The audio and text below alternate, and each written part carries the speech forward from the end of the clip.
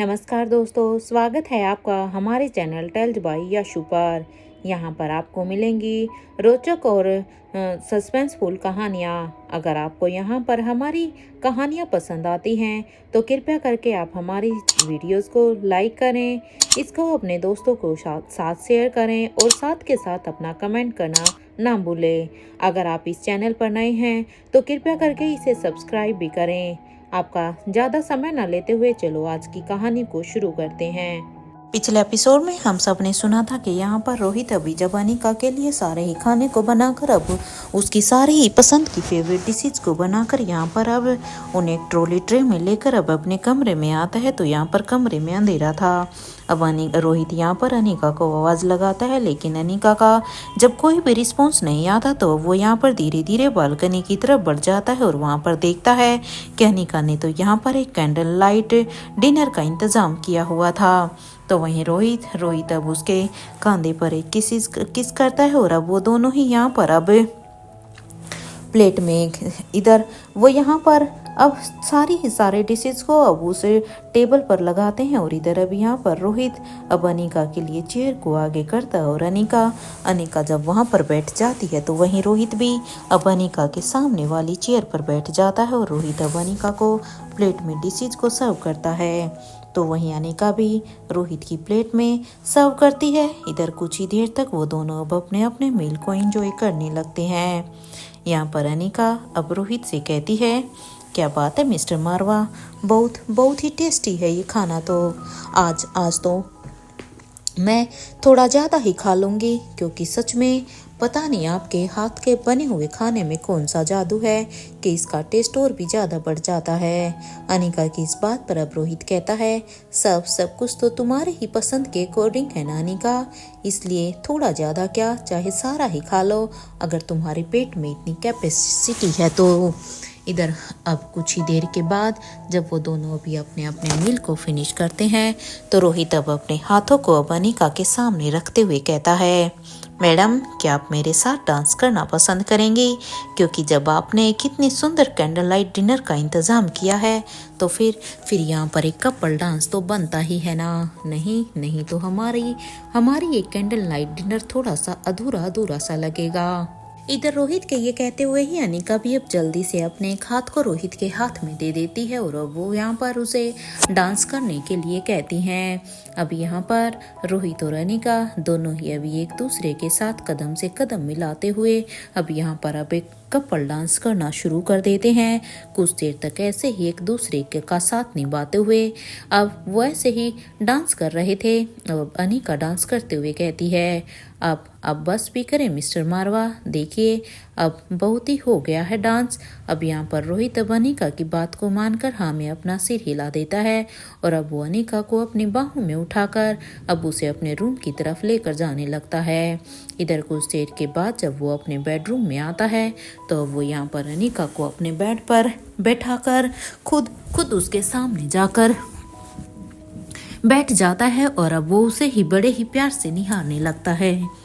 यानी का अब रोहित को जब इस तरह से खुद को निहारते हुए देखती है तो अब वो रोहित से कहती है, ऐसे क्या देख रहे हैं मिस्टर मारवा आप। अब अनिका की इस बात पर रोहित अनिका के सामने के उसके मुंह पर आए हुए बालों को उसके कान के पीछे करता है और कहता है, तुम सच में बहुत ही खूबसूरत हो अनिका। रोहित की इस बात पर अब अनिका कहती है, ये बात तो मुझे पता है मिस्टर मारवा। यहाँ रोहित और अनिका दोनों अब धीरे धीरे से एक दूसरे की बाहों में खोते हुए जा रहे थे और हर बीते हुए लम्हे के बाद उनका प्यार एक दूसरे के लिए और भी गहरा होता जा रहा था। जहाँ एक तरफ अनिका और रोहित दोनों एक दूसरे के प्यार में खोए हुए थे तो वहीं दूसरी तरफ इधर सुहासिनी मारवा के रूम में हंसराज मारवा और पंकज मारवा ये दोनों ही अभी उनके सामने खड़े थे। यहाँ पर अब हंसराज मारवा अपनी माँ से कहता है, माँ अब तो आपको आयशा का सच पता चल गया है ना कि वो कैसी औरत है। इसलिए मैं उसे छोड़कर चला गया था, क्योंकि यही तो रीजन था कि मैंने देविका से शादी की और मैंने उसे छोड़ दिया क्योंकि वो मेरे लायक थी ही नहीं और शायद यही वजह थी कि मैं उससे कभी शादी भी नहीं करना चाहता था। अरे वो तो पापा की वजह से ही मैं उससे शादी करने के लिए मजबूर था। लेकिन देखिए ना, मैंने फिर भी पापा के लिए उससे शादी की और उसने मेरे साथ क्या किया। देखिए ना माँ, उस आयशा ने धनंजय भाई को भी हमारे खिलाफ कर दिया है, क्योंकि वो भी अब हमसे अच्छी तरह से बात तक करना नहीं चाहते। और इतना ही नहीं, वो तो आपके ऊपर भी सच में कैसे गुस्सा कर रहे थे। मैं तो यकीन ही नहीं कर पा रहा हूँ इस बात पर। अब यहाँ पर हंसराज मारवा सुहासिनी मारवा के जले पर नमक छिड़क रहे थे, तो वहीं अब उसका साथ देते हुए पंकज मारवा कहते हैं, सिर्फ आयशा ही क्यों, मैं तो कहूँगा कि वो अनिका भी बिल्कुल आयशा भाभी की तरह ही है।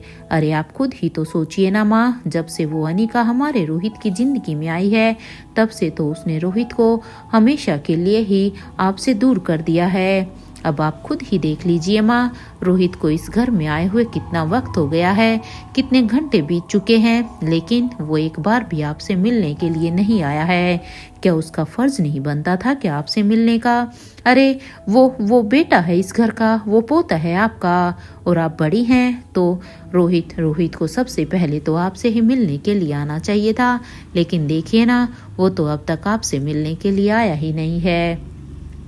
इससे पहले तो उसने कभी भी ऐसा नहीं किया था, क्योंकि आपने तो कितने ही लाड प्यार के साथ रोहित को पाला था। अरे जब उसकी खुद की माँ उसे छोड़कर चली गई थी, तब एक आप ही थी जिसने रोहित को सच में बड़े ही लाड प्यार से पाला। नहीं तो सोचो, अगर आप उस समय उसकी परवरिश नहीं करती तो क्या आज वो इतना बड़ा बिजनेस टाइकून होता क्या? अब यहाँ पर पंकज मारवा की इस बात को सुनकर अब सुहासिनी मारवा कहती है, रोहित मेरा बच्चा है और धनंजय भी मेरा ही बेटा है। तुम दोनों यहाँ से जा सकते हो। मुझे मारवा खानदान के बेटों को कैसे समझाना है, ये मुझ पर छोड़ दो, क्योंकि ये काम मैं अपने आप कर सकती हूँ, और मुझे क्या करना चाहिए क्या नहीं, ये मुझे अच्छी तरह से पता है। ये कहते हुए सुहासिनी मारवा अब यहाँ पर हंसराज मारवा और पंकज मारवा दोनों को ही चुप करा देती है। इधर अपनी माँ की ये बात सुनते ही वो दोनों भी अभी उस रूम से अब अपने मुंह को बंद करते हुए बाहर निकल कर जाने लगते हैं। हालांकि उन दोनों को बिल्कुल भी अच्छा नहीं लगा, क्योंकि वो दोनों तो यहाँ पर धनंजय, अनिक और रोहित के नाम का यहाँ पर अपनी माँ को भड़काने के लिए आए थे, क्योंकि उन्हें लगता था कि ऐसे करके अब वो रोहित के और अनिका के खिलाफ और धनंजय के खिलाफ अपनी माँ को कर देंगे। इधर उनके जाने के बाद यहाँ पर अब सुहासिनी मारवा अपने मन में सोचती है, लगता है कि रोहित भूल गया है वो मारवा ग्रुप ऑफ कंपनी का हेड है। उसे अपने काम में तुरंत लग जाना चाहिए। अरे उसे पता होना चाहिए कि हमारे ऊपर कितनी बड़ी मुश्किल आई है। रातों रात हमारी कंपनी के शेयर इतने कम हो गए हैं उसकी एब्सेंस में, और अब क्योंकि उस भरपाई को पूरा करना है, तो रोहित को अब अपने काम में फिर से पहले की तरह लगना होगा। फिर से मारवा ग्रुप ऑफ कंपनीज को ऊंचाइयों तक पहुंचाना होगा। कल सुबह होते ही मैं इसके बारे में रोहित से बात करूंगी। अरे गिले शिकवे अपनी तरफ होते हैं, लेकिन नुकसान फायदा गिले शिकवों के आगे नहीं रखा जाता। ठीक है, अगर रोहित मुझसे मिलने के लिए नहीं आया, वो एक बात की बात है, उसके बारे में तो मैं कभी भी उससे बात कर सकती हूँ। लेकिन सबसे पहले तो बात है हमारे यहाँ पर बिजनेस की, क्योंकि अब रोहित को सच में अब बिजनेस को जल्द से जल्द संभालना होगा, क्योंकि अब एक रोहित ही है जो फिर से इस बिजनेस को वैसे ही पहले की तरह संभाल सकता है। ये कहते हुए ही अब सुहासिनी मारवा अब अपनी एक गहरी सोच में चली जाती है कि कैसे रोहित जब 15 साल का ही था तब से ही उसने मारवा ग्रुप ऑफ कंपनीज को संभाल लिया था। हालांकि अभी रोहित के एब्सेंस में धनंजय के कंधे पर यहाँ पर सुहासिनी मारवा ने सारा का सारा कार्यभार संभाला था। लेकिन धनंजय खुद यहाँ पर इस काम को छोड़कर जब उसने देखा कि उसकी माँ ने पंकज और हंसराज को ये सारी चीजें अब उन्हें बिजनेस में इंटरफेयर करने का मौका दिया है, तो वो भी यहाँ से छोड़कर बेंगलोर के लिए चला गया था। इधर यहाँ पर नेक्स्ट डे मॉर्निंग अपने रूम में सो रही अनिका की जब नींद खुली, तो वो अपनी अंगड़ाई लेते हुए जब वो अपने बेड के पास देखती है, तो वहाँ पर रोहित नहीं था। रोहित को वहां पर ना पाकर इसलिए अब अनिका अपने कमरे में सब तरह देखती है, लेकिन उसे रोहित कहीं भी दिखाई नहीं देता। इसलिए अनिका भी अब जल्दी से अपने बेड से उठकर बाथरूम में जाकर दरवाजे को नॉक करते हुए कहती है, मिस्टर मारवा, आप अंदर हैं क्या? जब अनिका को अंदर से भी कोई भी जवाब नहीं आता तो अब वो रोहित को ढूंढते हुए टेरेस की तरफ जाने लगती है, क्योंकि अनिका को लगता है कि शायद मिस्टर मारवा वहीं पर ही होंगे। यही सोचते हुए ही अनिका जब टेरेस पर जाती है तो वहां पर भी कोई भी नहीं था। इसलिए अब वहां पर भी रोहित न मिलने की वजह से वो जब यहाँ पर फिर वापस से आकर रेलिंग के पास जाकर अब गार्डन में देखती है तो वहां पर रोहित और धनंजय पीरामल दोनों ही यहाँ पर एक साथ जॉगिंग कर रहे थे। दोनों को इस तरह से जॉगिंग करता हुआ देखकर अब अनिका अपने मन में ही कहती है, अगर यहाँ पर अभी आर्यन और अलेक्जेंडर भी होते ना तो वो दोनों भी इन्हें पक्का ज्वाइन करते। सच में कई बार तो मैं सोचती हूँ कि मेरे दोनों ही बेटे यहाँ पर अपने डैड और अपने दादू के जैसे ही हैं। कुछ देर तक उन्हें इसी तरह से देखने के बाद अब अनिका अपने रूम में आकर शावर लेने के लिए अब बाथरूम में चली जाती है तो वहीं इधर धनंजय पीरामल और रोहित मारवा दोनों ही अभी अपनी रनिंग को कंप्लीट करने के बाद अब एक बेंच पर आकर बैठ जाते हैं, क्योंकि अब वो यहाँ पर एक छोटा सा ब्रेक लेते हैं। यहाँ पर अब धनंजय पीरामल रोहित से कहते हैं, रोहित, मुझे तुमसे कुछ पूछना था। अब अपने पापा की इस बात को सुनकर अब रोहित कहता है, हाँ पापा पूछिए ना। अब धनंजय कहते हैं, मुझे तुम्हारी माँ के बारे में जानना है कि आखिर तुम्हारी माँ कहाँ है। वो उसके बारे में तो किसी को कुछ भी पता नहीं, और हाँ, वो कब तक यहाँ पर वापस आएगी। अब अपने पापा की इस बात पर रोहित कहता है, वो भी आना नहीं चाहती है यहाँ पर, इसलिए अभी उसके बारे में कुछ भी नहीं पता। रोहित की इस बात पर अब धनंजय पीरामल कहते हैं, क्या सच में वो यहाँ दोबारा नहीं आएगी? ठीक है, अगर वो अभी नहीं आना चाहती तो कोई बात नहीं, लेकिन बेटा उसका कोई कॉन्टैक्ट नंबर है क्या?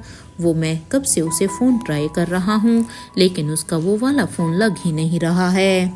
धनंजय की इस बात पर अब रोहित कहता है, पापा, आपके पास माँ से बात करने के लिए और कोई रास्ता नहीं है? अब रोहित की इस बात पर धनंजय पीरामल कहते हैं, वो तो रेवती के साथ ही गई थी ना, तो रेवती तो यहाँ पर आई है, लेकिन वो कहाँ पर है? क्योंकि देखो ना, अगर रेवती यहाँ पर आई है तो आयशा को भी तो साथ ही आना चाहिए था। वो अकेली वहाँ पर क्या कर रही होगी?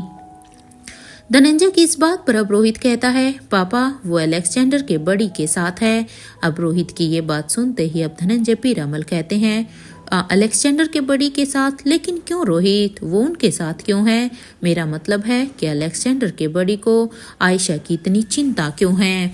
क्योंकि मैंने पहले भी देखा है कि वो कुछ ज्यादा ही चिंता नहीं करते क्या आयशा की? अब धनंजय की इस बात पर अब रोहित कहता है, ये तो मुझे नहीं पता है पापा। आप जब अलेक्जेंडर से मिलेंगे तो आप ऐसा करना, आप उससे ही पूछ लीजिएगा। रोहित की इस बात पर अब धनंजय पीरामल कहते हैं, ठीक है बेटा, लेकिन मैं खुद ही पता लगा लूंगा। वैसे मुझे तुमसे कुछ और भी पूछना था। अब अपने पापा की फिर से इस बात को सुनते ही अब रोहित कहता है, हाँ तो पापा कहिए ना।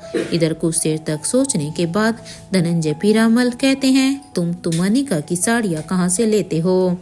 हालांकि धनंजय ने इस बात को कहने के लिए बहुत ही समय लगा दिया था, क्योंकि वो जानते थे कि वो अब इन साड़ियों के बारे में आखिर रोहित से पूछे तो पूछे कैसे। कहीं रोहित इसका कोई गलत मतलब तो नहीं समझेगा, इसलिए वो एक बार सोचते हैं उसे इसके बारे में पूछना चाहिए या नहीं।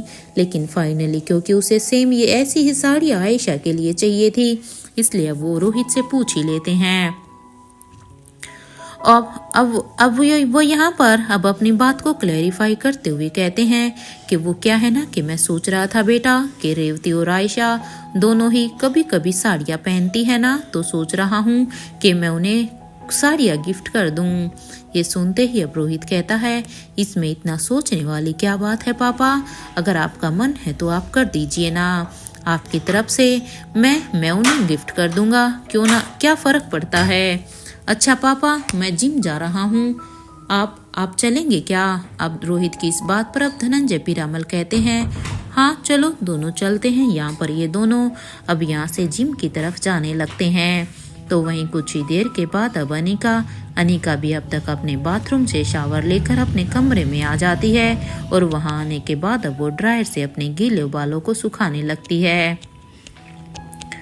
अनिका जब यहाँ पर कुछ देर के बाद अब उसके बाल पूरी तरह से सूख जाते हैं तो अब वो एक अच्छी सी हेयर स्टाइल करती है और हेयर स्टाइल करते हुए अब वो अपने मन में सोचती है आई एम श्योर वो तीनों ने मैप के बारे में जरूर कुछ ना कुछ तो पता लगा ही लिया होगा।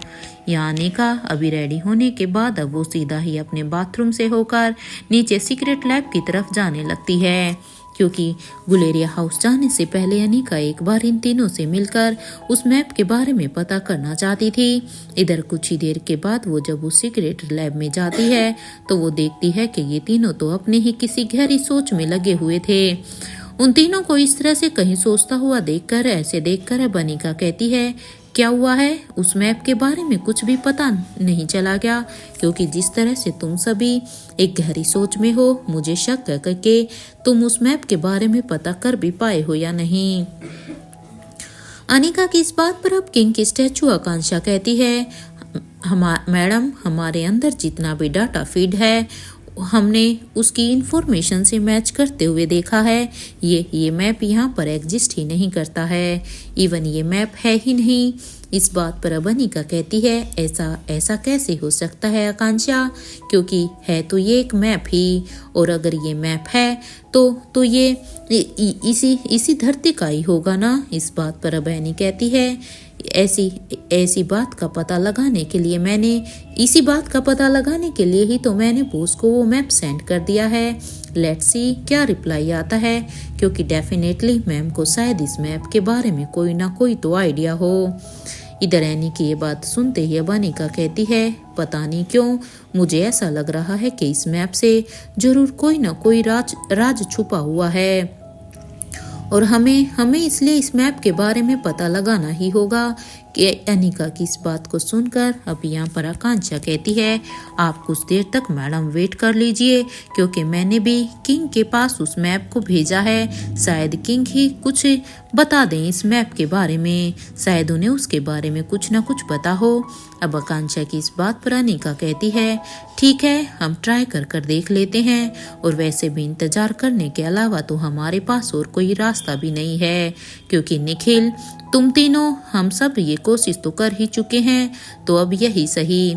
मैं एक काम करती हूँ कि मैं पहले उन दोनों को देख कर आती हूँ। ये कहते हुए अनिका उस रूम की तरफ जाने लगती है, तो वहीं दूसरी तरफ अब तक रोहित भी अपनी एक्सरसाइज को पूरा करने के बाद अब अपने रूम में आता है। जैसे ही वो रोहित यहाँ पर अपने रूम में आता है तो अनिका को वहाँ पर अपने कमरे में ना देखकर रोहित अब परेशान हो जाता है कि अनिका अब अपने कौन से काम में लग गई। वो तो सुबह से अनिका से मिल भी नहीं पाया, क्योंकि जब वो सुबह उठा था तो तब तो अनिका सो रही थी। इसलिए रोहित अब अपना फोन निकाल कर अनिका को कॉल लगा देता है। इधर कुछ ही देर के रिंग के बाद जब यहाँ पर रोहित को आवाज आती है, हेलो, तो रोहित सर। इस बात पर अब रोहित कहता है कि क्या अनिका सीक्रेट लैब में है। इस बात पर अब एनी कहती है, सर वो तो उन स्पेशल गेस्ट को अटेंड कर रही है, क्योंकि अनिका वहां जाने से पहले अपने फोन को यहाँ पर रखकर चली गई थी।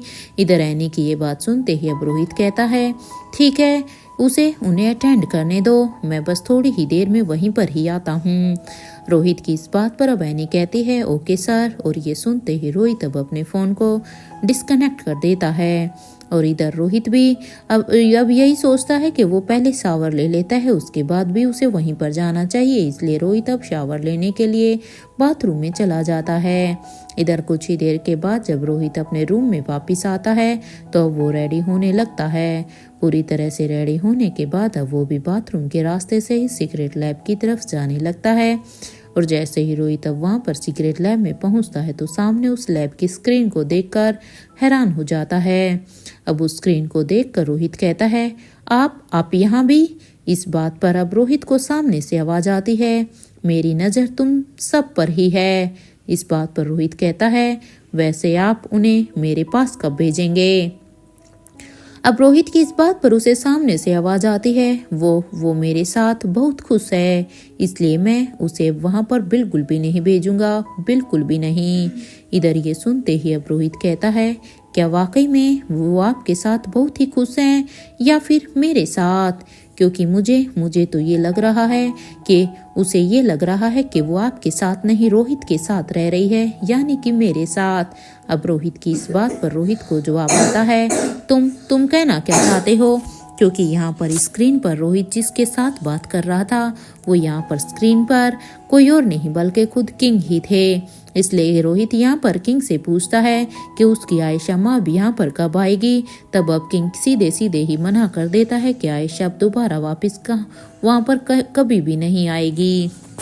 और रोहित इस बात को अच्छी तरह से जानता था कि किंग यहाँ पर आयशा के सामने उसी के ही चेहरे को लेकर जा रहे हैं, जिससे उसकी आयशा माँ को लग रहा है कि वो रोहित के साथ रह रही है, ना कि किंग के साथ।